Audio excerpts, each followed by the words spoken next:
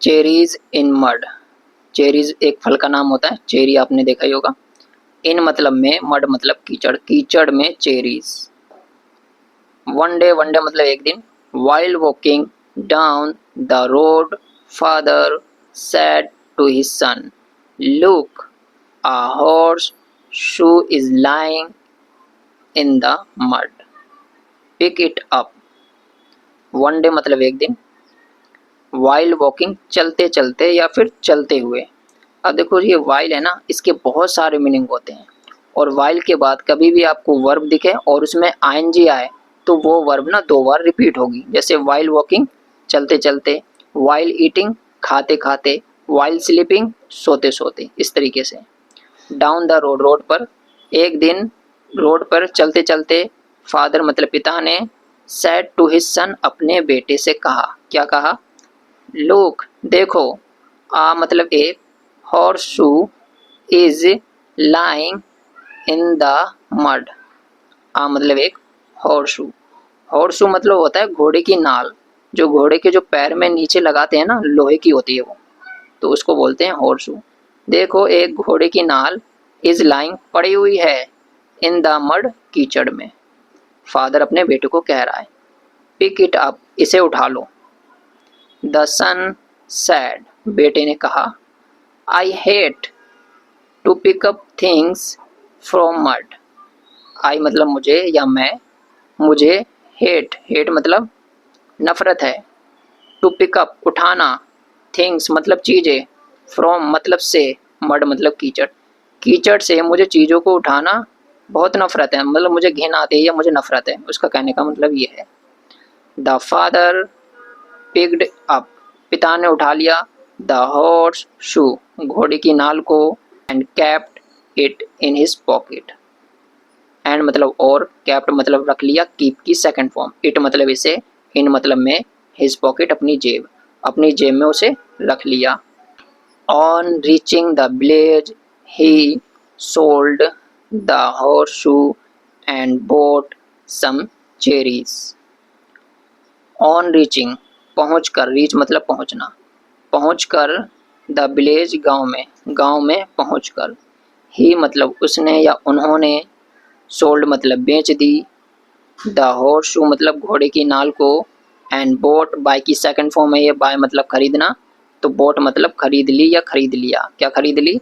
सम मतलब कुछ, चेरीज मतलब चेरीज, उसने घोड़े की नाल को बेचकर कुछ चेरीज खरीद ली, किसने? पिता ने।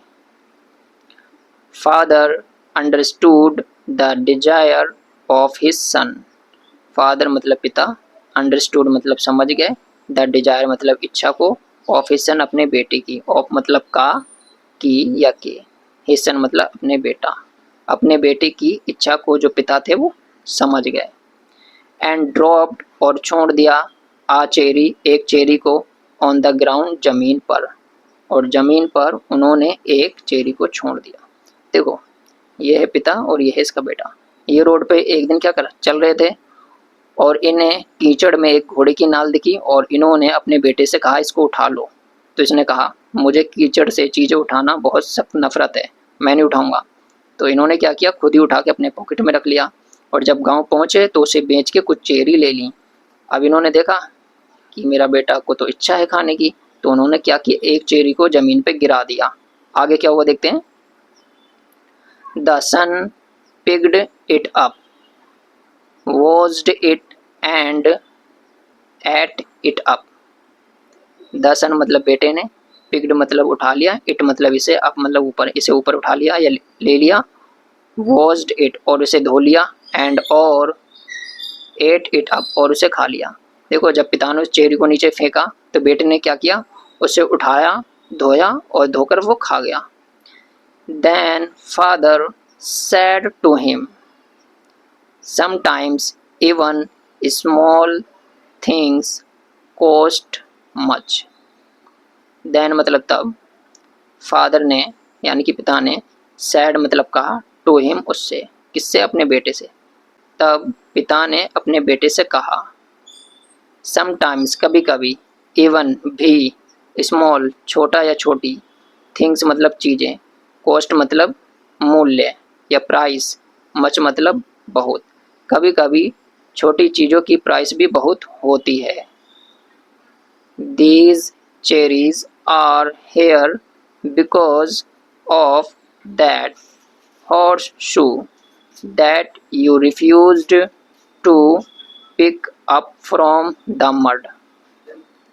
These मतलब ये, cherries मतलब cherries, are मतलब हैं, here मतलब यहाँ।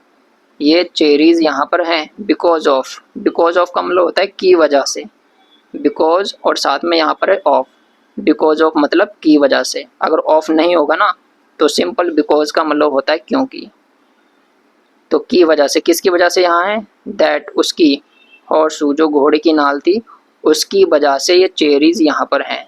दैट मतलब की या जो यू मतलब तुमने या आपने, रिफ्यूज्ड मना करना, सेकंड फॉर्म में मना कर दिया था, जो तुमने मना कर दिया था, टू पिकअप उठाने से, फ्रॉम मतलब पिकअप मतलब उठाना, फ्रॉम मतलब से, द मड मतलब कीचड़, जो तुमने कीचड़ से उठाने से मना कर दिया था। तो पिता ने कितनी अच्छी बात बताई कि कभी कभी छोटी चीज़ें भी ना महंगी होती हैं। अब जो ये चेरीज हैं ये यहाँ पर इसलिए हैं क्योंकि तुमने, ये चेरीज यहाँ पर इसलिए हैं किसकी वजह से? जो घोड़े की नाल थी और तुमने उस घोड़े की नाल को नहीं उठाया।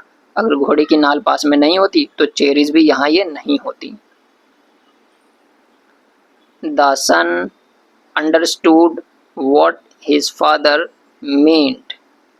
द सन बेटा, अंडरस्टूड समझ गया, वॉट हिज फादर जो उसके पिता, मीन्ट मतलब जो उसके पिता का मतलब था, या जो उसके पिता उसे समझाना चाहते थे ना, वो बेटा समझ गया। Moral, little things cost much. Little मतलब छोटी, थिंग्स मतलब वस्तुएं या चीज़ें, कॉस्ट मतलब मूल्य, मच मतलब बहुत, बहुत मूल्य।